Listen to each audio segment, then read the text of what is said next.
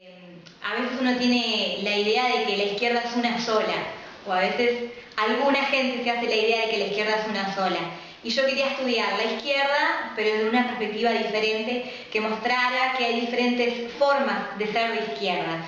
Por eso quise estudiar las tribus. Me parece que es una época bien interesante para estudiar la izquierda, sobre todo es un momento en el cual la izquierda está compitiendo por un espacio político y están compitiendo entre sí. Por supuesto que hay rivalidades con otros sectores políticos, las rivalidades políticas son con otros sectores, no de la izquierda, pero también dentro de la izquierda la competencia es muy importante.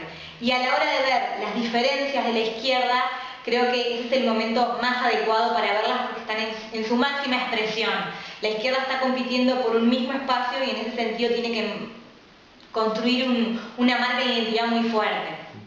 Diría que es un grupo de personas que tienen ciertos intereses, valores, principios, normas de conducta y que en base a eso se diferencian de otros grupos políticos.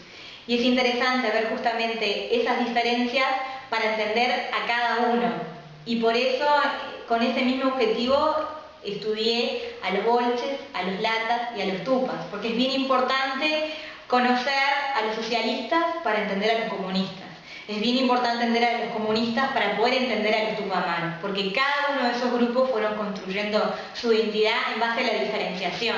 Entonces, por eso elegí esos tres grupos. Por supuesto que hay otras tribus de la izquierda que componen la izquierda, sobre todo en los 60, que es una época que hay muchísima proliferación de tribus políticas, ¿verdad? Pero estas me parece que aportaron muchísimo al Frente Amplio, a lo que es la izquierda hoy en día. Fueron las fundadoras, y si no fueron las fundadoras, como es el caso del MLN, hoy en día son un sector súper importante y que sin ese sector no podríamos explicar la izquierda de hoy en día.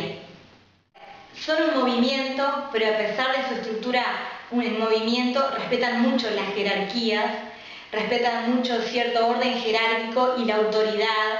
No es una estructura anárquica, hay reglas y esas reglas las respetan. Discuten, pero tienen aversión a la discusión en la medida que eso implique perder el tiempo, no quieren perder el tiempo. Son muy autoexigidos en términos de entrega a los fines por los que están luchando. Renuncian a un montón de cosas, renuncian a bienes materiales, renuncian a ciertos bienes culturales, se podría decir. Los tupas tenían que ser un hombre común y corriente, no deberían hacer alarde ni de su formación cultural, ni de su estrato socioeconómico. Había que ser iguales a todos. Es una marca bien importante de la cultura tupa, esa homogeneidad. Algunas cosas que ya sabemos, que son muy disciplinados, que son muy jerárquicos, respetan mucho las jerarquías.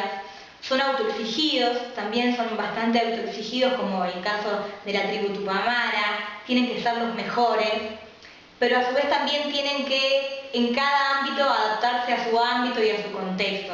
En el ámbito estudiantil, ser los mejores estudiantes, en el ámbito obrero, el mejor obrero, en el ámbito intelectual, los mejores intelectuales, la mejor madre de familia, la mejor esposa. Eso implica cierta diversidad también dentro de la cultura bolche. No todos los bolches eran iguales, había ciertas diferencias. En ese sentido, creo que a veces se piensa que el bolche es igual y que hay un patrón único, que son todos iguales y se comportan de igual forma exactamente, pero también había cierto espacio para moverse. Bueno, creo que es difícil encontrar un estereotipo lata, pero sí hay algo que los caracteriza, que es esa indefinición, su propia crisis endógena, podríamos decir, sobre todo en la década del 60, ¿no? Esa cuestión de admirar a los bolches y admirar a los tupas a la vez. Vamos a tener latas más tupas y latas más bolches. Hay cosas que los van a definir siempre, su antisovietismo, por ejemplo, pero eso no implica que en la cotidianeidad sean muy parecidos a los bolches, respetando las jerarquías, respetando la autoridad, las normas, etc.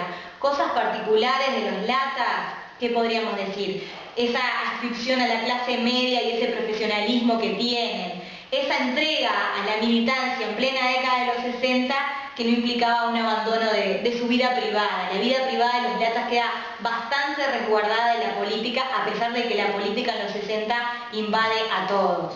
Bueno, fue un proceso muy largo, algunas cuestiones, unos cuantos meses se me fueron o fueron invertidos en todo lo que fue el arsenal teórico que esta investigación tiene, ¿verdad? Porque es un área innovadora dentro de la ciencia política uruguaya, no dentro de la ciencia política mundial, pero sí dentro de la ciencia política uruguaya esta perspectiva desde la cultura política.